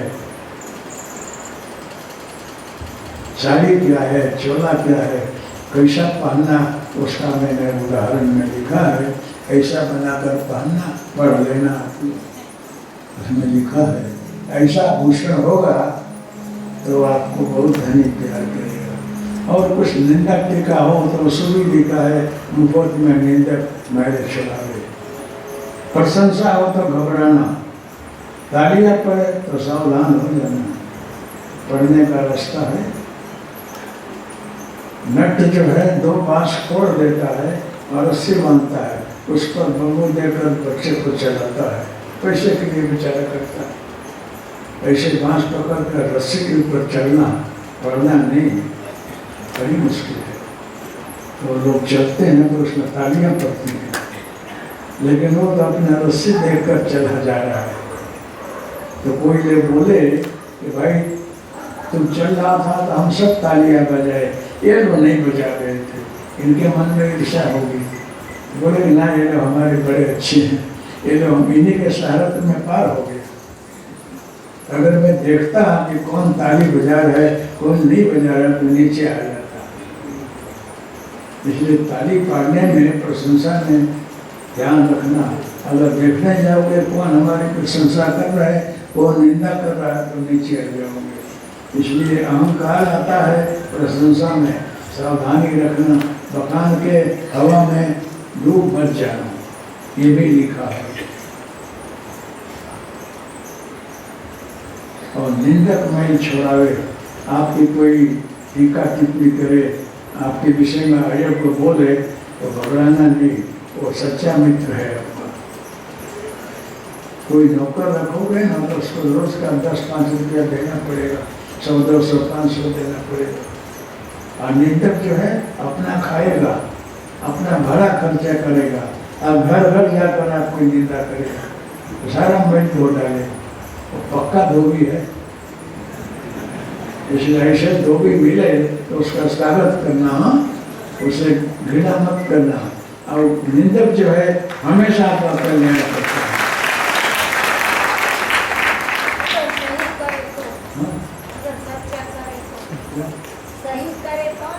हाँ, लेकिन निंदा उसी की नहीं, उसी को पैदा करती है। जो दारू न पीता हो, व्यभिचार न करता हो, आयु कुमार में न जाता हो, उसकी निंदा करो तो कुछ अंदर छिपा उसका कल्याण हो रहा है। लेकिन अगर पीते खाते हो, सही रास्ते नहीं हो, तो निंदा कर रहा है तो समझना तुम ठीक कर रहा है, आप सुधरना। एक गांव में एक भाई रहा, उसको कोड़ रहा, तो गुरु जी बोले मेरे एक सफेद कोड़ नहीं मिलती है कि आज 100-200 किलोमीटर दूर चले जाओ, एक हनुमान जी के मंदिर वहीं रहना और अपने सभी बहन को रखना खाने बनाने में, बोलना नहीं कि कौन है, 6 मास में मिटने लगेगा। तो गया और लोग चालू किए कि महाराज ये कौन है? ये मेरी सेवा करती है। अरे हाई कौन? बस सेवक है। चालू हो गया, महाराज लंपट है, ऐसा है वैसा है, चालू हो गया। उसके कोड़ मिटने लग गई, 6 महीना में सारी कोड़ मिट गई। तो गुरु जी आए, कैसा है बेटा? गुरु जी अच्छा हो गया। और लोगों को बता दिया था कि मेरी सगी बहन है, तो लोग समझ जाते, कुछ नहीं बोलते, तो तेरा कोड़ रह जाता है। निंदा किए तो सारा पाप तेरा डूब गया। तो गुरु जी एक यहाँ चल रहा है ना, ये नहीं मिट रहा। ये गाँव में बहुत अच्छा भगत है, कुमार भगत, वो किसी की निंदा प्रशंसा में पड़ता ही नहीं है। वो तेरी निंदा नहीं किया, इसलिए चांदा लग गया है। निंदा इतना दूर करता है कि कोई आपकी टीका टिप्पणी करे और आपके विषय में खराब बोले तो उसको प्यार करना। इतना बड़ा धोबी आपको नहीं मिलेगा जो आपकी मैल को धो डाले। अनंत बाजा एक भजन उसमें है। तो जब सदगुरु मिले हैं और चक्कर भेदन हुआ है, उस समय मैं बहुत अनुभव किया हूँ और देखता हूँ कि क्या नाद नगाड़े भजन ढोल बज रहे हैं। आपको अंदर से हो रहा है, कुछ लगन होता है ना, तो साज बाज बजता है, शहनाई बजती है, लोग नाचते हैं और बड़बड़िया बैठे रहता है, ऐसा होता है। तो सदगुरु बोल रहे हैं कि सब सिद्ध लोग यहाँ खड़े हैं, देवी देवता, और तेरी बखान कर रहे हैं क्योंकि तू मेरे को पाया है इसीलिए। तो लेकिन ध्यान रखना इसमें। तो मैं तो बहुत सावधान रहा। तो उसके बाद मुझे अंदर दिखा तो ये भजन मैंने लिखा, अनहद बाजा बाजे, जात जात के शहनाई नगाड़े बज रहे हैं, लेकिन बजाने वाले नहीं दिखते हैं, लेकिन बज रहा है। इसको बोलते हैं ब्रह्मनाद। ना सुनाई पड़ता है, लेकिन कहाँ से आता है, कौन क्या कर रहा है, ये नहीं दिखता है। अंत में सारे 10 नाद होते हैं। योग में 10 नाद है, अंत में ब्रह्मनाद, मेघनाद और ब्रह्मनाद। तो सारे नाद वेद में समा जाते हैं, ओंकार ध्वनि रह जाती है, ओंकार ओंकार चलता है, सोहम के बाद ओंकार आ जाता है। इसलिए स्थिति में रहने के लिए ये सब प्रक्रिया होती है। तो आप लोग सावधानी रखना। इसके लिए उसमें भजन लिखा है, बस बाकी तो बहुत है। दर्द के पीछे कुछ कहानी है कि उनको होने के बाद लिखा है। तो भजन लिखा रहा, जगदम्बा बोली तो उसको प्रकट करें। इसमें हमारे पूर्ण भाई त्रिवेदी जो भूतपूर्व कलेक्टर, कमिश्नर, सेक्रेटरी हैं, इन्होंने सब इकट्ठा करके छपवाया है। और सुरेश भाई एक हैं, उन्होंने इसको छाप दिया है। सुरेश भाई को भी आपको ताली दिलाकर धन्यवाद दीजिए, बड़े अच्छे हैं। और ये हमारे पूर्ण भाई त्रिवेदी हैं, ये IAS ऑफिसर रहे हैं, अति विनम्र है। सूरत इनके बंगले में गया रहा तो सब लोग हम लोग को देख करके अपने नीचे सो गए रहे। ऐसा सरल आदमी है, बड़े विनम्र हैं। इनका बोला कि प्रकाशन में इसका नाम दे तो कि नहीं, अग्रवाल जी बोले नाम बोले, लेकिन बड़े सज्जन आदमी हैं और बड़े भावुक हैं। अरुण भाई को धन्यवाद है, इन्होंने बुक छपाने में काफ़ी मदद किया है। इनकी प्रेरणा से पुस्तक छपी है। और हमारे मुकीम साहब को आप लोग को देखे होंगे, ये भी अपने गुजरात में आ रहे हैं और कमिश्नर कलेक्टर के बाद आगे प्रमोशन हुआ है। शायद गुजरात में आएंगे तो स्पेशल सेक्रेटरी बनेंगे, हो सकता है कि आप लोगों का भाग्योदय होगा तो चीफ सेक्रेटरी बने, वो भी यहाँ बैठे हुए हैं। और इसके अलावा ये चावड़ा साहब हैं, ये गुजरात कॉलेज के अनु डिपार्टमेंट आर्ट्स के प्रिंसिपल हैं, और एक जयेश भाई हैं, वो भी बेंची पे बैठे होंगे। ये सब, और यहाँ अनेकों डॉक्टर आए हुए हैं दूर दूर से, डॉक्टर होम्योपैथिक एलोपैथिक सब लोग हैं, और एक से एक व्यापारी हैं, और एक से एक खेडूत वर्ग है। आप जी से एक निष्ठा वाले यहाँ पर बैठे हुए हैं, सबको मेरा धन्यवाद है और शुभेच्छा है। आप यहाँ से जाएं तो घर पर कुछ ध्यान देना और कुछ अमुक संकल्प करके जाना। मुझे 11 माला के 24 माला रोज करना है, 15-20 मिनट बैठना है। कि सुबह बैठें अथवा दोपहर में बैठो, खाने के बाद मत बैठना। खाने के बाद मिश्र ध्यान लगेगा, तो खाने का न वो तो आपको खबर नहीं पड़ेगा नींद आ रही है कि ध्यान कर रहा हूँ। खाली पेट बैठना, सुबह बैठो, शाम को बैठो। इसमें भी कुछ क्रिया होने लगे तो घबराना नहीं। कभी कभी शरीर ऐसे ऐसे हिलता है, कभी आगे पीछे होता है, किसी किसी को, कोई भाई बहन को। इसलिए ध्यान रखना वो योगिक क्रिया है, इसमें कोई देवी देवता पितर नहीं आता है। बहनों को लगता है तो दूसरे बहन उसको पगे लगती है, ये खोड़ियार में आ गई, कुल देवी आ गई, तो माँ को तो कुछ आया नहीं है, वो क्रिया हो रही है, और दूसरी माता उनको पूजने लगती है। बाद में उस माँ को लोग भोई बना देते। इसलिए माताओं को बोला ऐसा हो तो डरना नहीं और घबराना नहीं। कोई माता जी आपके अंदर नहीं आती है, आप एकला पस हो, एकला तो घर को हिला रहे हो, दूसरा घुसेगा तो क्या होगा। इसलिए कोई नहीं आता है। और भाइयों को ऐसा हो वो भी समझना कि यौगिक क्रिया है, इसको शक्तिशालिनी मुद्रा बोलते हैं। वो कभी तो घबराना नहीं। और कभी जो है मूल बद्ध उद्यान बद्ध अंदर बद्ध अपने आप होता है। पेट का अंदर जाना अथवा वस्त्र का अपने आप होने लगती है। जो कुछ होगा अच्छा, किसी को कुछ ना हो तो बड़ा अच्छा है, शांति से बैठना। लेकिन घर जाकर कुछ आप लोग करोगे तो गुरु पूर्णिमा आपकी साथ करते। यहाँ गुरुदेव हाजिर हैं, यहाँ आने के बाद आप लोग जाओगे तो कुछ मिलता है। जो लोग नहीं आए हैं भगवान उनका भी भला करे, लेकिन काफ़ी वो लोग खो देते हैं। और इसमें जो बहुत पढ़े लिखे हैं उनको लाइन में लाना बहुत कठिन होता है। जो पढ़े लिखे हैं ना उनको ईगो होता है कि मैं ये रहा हूँ, मैं वो रहा हूँ। लेकिन मूर्ख को खबर नहीं है कि इंद्र भी यहाँ टिके हैं और ब्रह्मा विष्णु महेश भी सदगुरु के दरबार में हाथ जोड़े रहते हैं। तो बहुत से लोग अपने को खो देते हैं, इसलिए उनको मूर्ख भी बोलता हूँ मैं। क्योंकि हमसे उनसे कुछ लेना देना नहीं है कि अगर नाराज या हो जाएंगे तो हमको कुछ नहीं देंगे। मैं सब कुछ अपेक्षा अगर सबका भला सोचता हूँ तो कभी आपको जो कुछ बोलना हो सही बात बोल देता हूँ जिसमें आपका भला हो। तो कुछ लोग जो हैं टेलीफोन करते हैं कि मैं नहीं आ रहा हूँ, क्योंकि मूर्ति रखा है, घर पूज रहा है। मूर्ति रखकर घर पूजने से काम होता तो कोई गुरु नहीं बनाता और गुरु की जरूरत नहीं पड़ती। इसलिए गुरु का एक जगह होता है, महत्ता होती है। गुरु जो है अग्नि आपके खिसे में है, वापस में जलेगी नहीं, घोषों तो जलेगी। आपकी जरूरत है और वो जलने की और घिसाने की। सूरज जो है उग रहे हैं, लेकिन बिजली है तो ग्लोब में आने के लिए, करंट आने के लिए वायर चाहिए, माध्यम से ही करंट आता है। यूँ वायर हो तो झटका नहीं लगेगा, लेकिन उसमें लगेगा।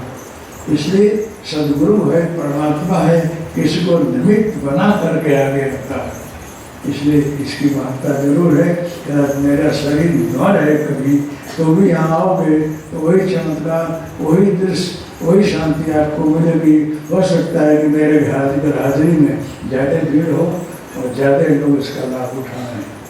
अभी साईं बाबा चले गए तो हीरा सोना की मोती का हार चढ़ता है, सिंहासन चढ़ाया जाता है और बाबा रहे तो तेल नहीं मिलता रहा, गोबर छान से लीप कर रखते रहे, फटी भी पहन कर चलते रहे। इस दुनिया को धन्यवाद है कि शरीर छोड़ने के बाद अच्छा सत्कार होता है।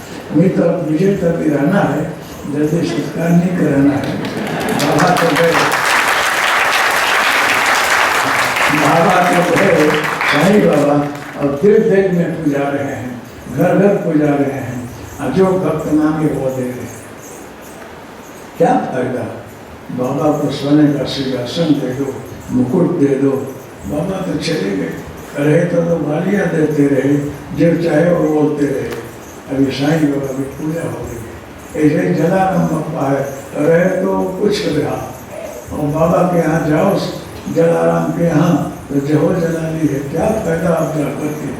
अब भेंट देने वाला भेंट स्वीकारा नहीं जाता है, ये वो नहीं चाहिए, क्योंकि मालिक को ये नहीं चाहिए। मालिक को प्रेम चाहिए, भक्ति चाहिए, भावना चाहिए, श्रद्धा विश्वास चाहिए। आप जितना श्रद्धालु बनोगे, जितना भक्त बनोगे, इतना आपको यहाँ से ज़्यादा मिलेगा। और मैं पहले ही आपको बोल दिया कि आप लोग के लिए सुख शांति के लिए मेरी प्रार्थना है। मैंने अपने कितने जन्म की कमाई विश्व को दे दिया हूँ, और आप सब लोग मेरे हो, चाहे जहाँ भी कोई हो। आप लोग मुझे अमित बापू मानो, ये फक्कर मानो जंगल में, आप लोग मुझे क्या समझते हो खबर नहीं, लेकिन आप तो मेरे हो और बहुत प्यार करता है। और आपके भले के लिए मेरा संकल्प है, करते रहता हूँ। अब घर जाकर ढूंढ करके बैठ कर देख लेना कि मैं क्या दिया हूँ आप लोगों को। मैं निमित्त बना हूँ, देने वाला दाता ये है। और मेरे साथ में ये जितने प्यारे बंधु हैं, मेरे ट्रस्टी हैं, इन लोगों ने काफ़ी भोग दिया है। इसमें जुड़े पुराने सब यहाँ हाजिर हैं। एक कल्याण जी भाई महाराज को तो भी दिख रहे थे, उन्होंने काफ़ी भोग दिया है। और हमारे ये दिलीप भाई बघेला हैं, ये राहुल भाई अभी समर्पित हो रहे हैं, कितने दिन रहेंगे खबर नहीं, लेकिन सुविधा से आए हुए हैं। तो देखा जाए, अमुक लोगों को तो खबर नहीं, लेकिन बहुत भावी थे। ये कमलेश भाई हैं और इनका सारा परिवार इधर है, लेकिन माप में है। कमलेश भाई कभी कभी आ जाते हैं, इनका परिवार भी आ जाता है, कभी कभी वहीं से प्रणाम कर देता है। तो 10 बार पोस्ट में भेज देता हूँ, ये साहब के यहाँ हाजिर रहते हैं, इनको उस तरह से मिलता है। गुरु की महत्ता खबर नहीं है, किसको गुरु का, गुरु का स्थान क्या है, स्थान का प्रभाव क्या है, ये किसी को खबर नहीं है। ये कितने जन्म के बाद खबर पड़ता है। मैं भी भटका हुआ था, अभी मुझे ज्ञान हो रहा है, इसलिए आप लोगों को ये बात बता रहा हूँ, इसकी महत्ता नहीं खबर पड़ेगी। हरिश्चंद्र के विषय में सोचो, दानी रहे, विश्वामित्र वहाँ पधारे हैं राजा के यहाँ, और सूक्ष्म सपना में दान मांगे हैं, और हरिचंद ने दे दिया। दिन में आकर बैठ रहे हैं कि हरिचंद खबर है कि तेरे को मैंने क्या दिया है। यहाँ गुरु सपना में आप दिखे रहे और आप यहाँ से कुछ दान मांग लिया, तो दे दिया है और सही है। तो गुरु जी दे दिया, तो ऊपर क्यों बैठा है, नीचे आ गए। बोले कि अब दान दे दिया, अब तो गद्दी से हट जा, राजपाट मेरा है।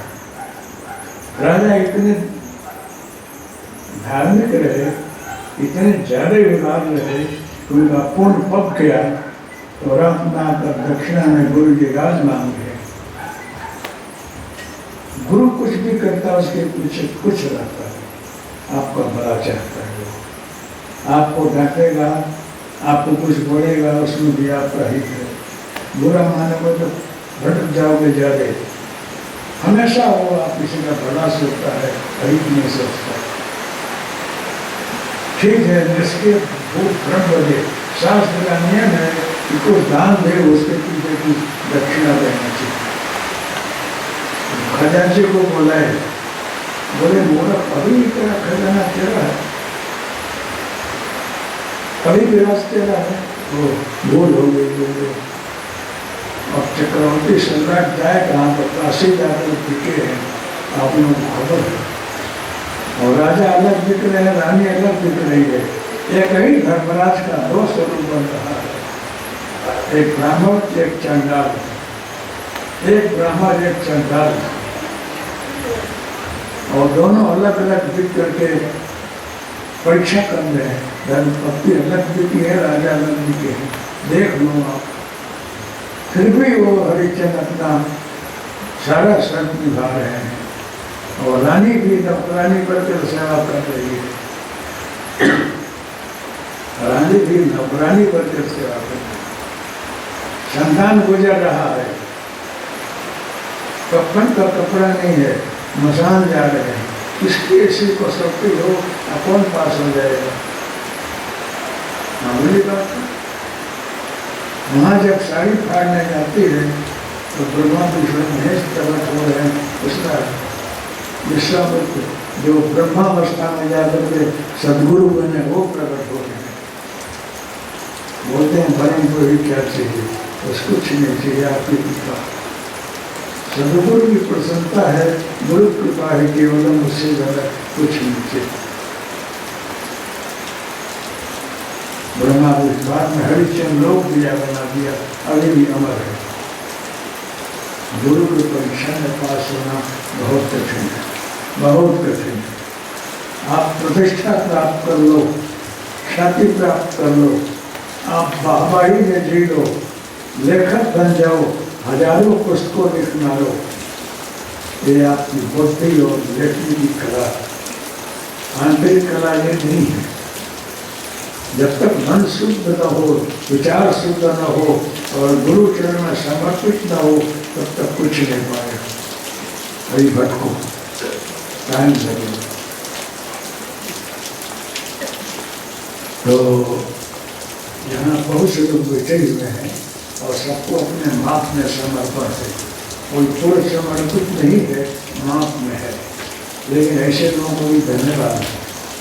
क्या अंदर भक्ति खिल रही है, ज्ञान खिल रहा है, कभी जो समय आएगा तो कुछ पालोगे। मैं जंगल में रहकर इतना भक्ति करने के बाद अधूरा रहा। मैंने सब एक त्याग दिया, वो त्याग दिया, अहम रहा मेरा। वो बीतते रहे ना, मेरा अहम हटाते रहे, मेरा ईगो हटाते रहे। आज मैं यहाँ पहुँचा हूँ, अब आप लोगों को हृदय से प्यार करता हूँ। कुछ भी बनावट नहीं है, ये आश्रम में मेरी आसक्ति है। महाराज बैठे हैं, कल बोले कि चल बेटा कमंडल ले, अब चलता हो जा, तो आपको चिट्ठी बनी लिखूंगा, टेलीफोन भी नहीं करूँगा, रातों रात गायब हो जाऊँगा, जहाँ बोले वहाँ चला जाऊँगा। मेरी ये हाल अब भी क्योंकि हमारा कुछ है ही नहीं, कुछ नहीं है मेरा। मैं यहाँ ट्रस्ट में भी नाम नहीं रहा, तो लोगों ने मेरा नाम ट्रस्ट में डाल दिया है। चलो ठीक है, लेकिन नाम डालने से क्या हुआ? जब इच्छा हो तब चल दूँगा। जाते समय आपके कायदा कानून के लिए लिख दूँगा कि मेरे दादाजी नामा है, मैं सदगुरु के साथ जा रहा हूँ, बात पूरी हो गई। इसलिए कहीं मेरी आसक्ति न हो जाए, मोह न लग जाए। मैंने माँ बाप भाई गुरु को छोड़ा तो कोई चिंता नहीं की। कैसे रहेंगे, कैसे खाएंगे, कैसे पिएंगे, वो जो जन्म लिया है उसका रक्षण वो करेगा। ये बलिदार भावना का रक्षण हो रहा है। इसलिए मेरे कहीं आसक्ति नहीं है। जब इच्छा हो चल दूँगा, लेकिन मेरा प्रारंभ तो बाकी है। वो प्रारंभ भी स्कूल से पूरा कर रहा हूँ, साक्षी दृष्टा भाव से, और भगवान में मन लगा करके आप सबका भला सोचता, कल्याण सोचता हूँ। मेरी आसक्ति कभी भी नहीं है। ये भी अहंकार से नहीं बोल रहा हूँ, महाराज के चरण में कृपा से बोल रहा हूँ। कोई मोह माया नहीं। अब भगवान मेरे हृदय में रहे, इनके चरण में 24 घंटा में तन्मय रहे, और कहीं मन न भटके। और भटकता है वो सब मेरा स्वरूप है, उसको अपने में संकेलना चाहता हूँ। जो कितने जन्मों से मेरे साथ रहे हैं, भक्त मंडल है, सबका कल्याण हो, केवल मेरा कल्याण न हो, सबका भला सोच कर चल रहा हूँ, सबको साथ में लिए चल रहा हूँ। वो लोग भी मेरे प्रति भाव रखते हैं, मैं तो बहुत आनंद पाता हूँ और सबका भला सोचता हूँ। चाहे आप कुछ भी मेरे लिए योग करें अयोग करें तो भी आप मेरे हैं। आपके अंदर लाभ बुराई है तो भी आप मेरे हैं। प्रार्थना करता हूँ आपके अंदर सुधार हो, आपका कल्याण हो, ये मेरी भावना है। आपसे घृणा कभी भी नहीं करता हूँ, करूँगा भी नहीं।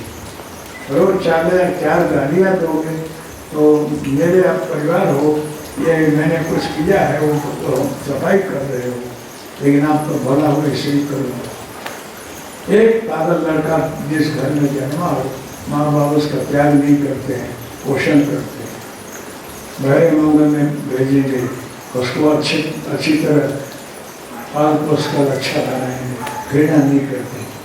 उससे भी ज़्यादा भाव सदगुरु का होता है। सदगुरु का मतलब है कि बोला ना कमलेश जी ने कि महात्मा मदन मकोड़ा किसी को पकड़ते नहीं है, पकड़ते हैं तो छोड़ते नहीं। ये सदगुरु है, इनके चरण में जो आएगा समर्पित होगा उसका भला हो करते हैं। इसलिए हम लोग यहाँ बैठे हैं। कोई भी साधक हो, कुछ भी करता हो, उसके पीछे उनकी कुछ लीला है। हमारे दिलीप सिंह वाघेला हैं, ये महेश के दरबार हैं, इनकी बखान नहीं करता हूँ, इनको बखान गमती भी नहीं है, क्योंकि बहुत सत्संग पचाए हुए हैं। इसलिए इनको 3-4 बार ध्यान लगा, चर्चा करा और सदगुरु ने बहुत कुछ बताया। उसके बाद वाघेला जी यहाँ समर्पित हैं और दिल से सेवा कर रहे हैं और विनम्र बनकर रहते हैं।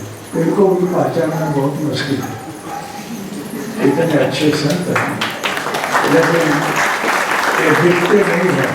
ये कमलेश भाई बोले नहीं, ऐसे बोल मत करना, बापू को पहचानना। ऐसे में आप लोगों को बोलता हूँ, आप खुद को पहचानना। आप बोल तो कर ही रहे हो, खुद को नहीं पहचान रहे हो। जो खुद को ना पहचाने दूसरे को क्या पहचानेगा। आप खुद कौन हो, हु आर यू, अंदर उतर कर देखो तो आपको रियलाइज होगा कि मैं कौन हूँ। ये अपने को पहचान लोगे तो सारी दुनिया को जान लोगे आप कौन हो।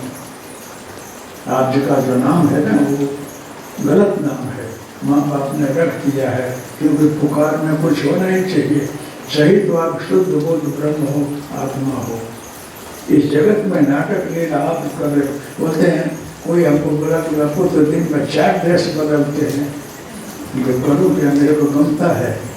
कोई भक्त बोला आप ये कपड़ा पहनो तो वो पहन कर निकलता हूँ, कोई बोला आप पहनो तो वो पहन कर निकलता हूँ। बाद में मेरी यही अनूठी रहती है। तो आप जो है बॉलीवुड में जाते हो, सीरियल में तो राम बनते हो, जानकी माँ बोलते हो, कल जाकर दूसरा कुछ बनाते हो, तीसरे का दूसरा कुछ जाकर करते हो। आप सही कर रहे हो। हमें कोई कपड़ा पहन कर अपने ही लीला करता हूँ, अपने ही देखता हूँ तो आपको नहीं लगता है। मैं भी तो नाटकी हूँ, मैं अपना नाटक अपने करके अपने को देखते रहता हूँ, क्योंकि दिखाने वाला हमको नहीं है। और आपकी लीला देख कर खुश रहता हूँ। आप लोग भी नाटक कर रहे हो, सही आपका आपको खबर नहीं है। स्टेज पर हो, आपका नाम है, लेकिन वो आप हो नहीं। कल शरीर छोड़कर तो दूसरे का जन्म लेकर दूसरा कुछ बनोगे, तीसरा बनोगे, ऐसे ही फिरा करते हो। तो आपको भटकना न पड़े, जन्म मरण के चक्कर में न पड़ना पड़े, इसलिए सदगुरु के चरण में आने के लिए आग्रह करता हूँ। इनका नाम लो और रहो न मस्त रहो। आपका ईश्वर कल्याण करे, मंगल करे। हरिओम तत्सत। जय गुरु। अब मैं इसमें मैया को बुला दो तो अच्छा है। आ रही हैं?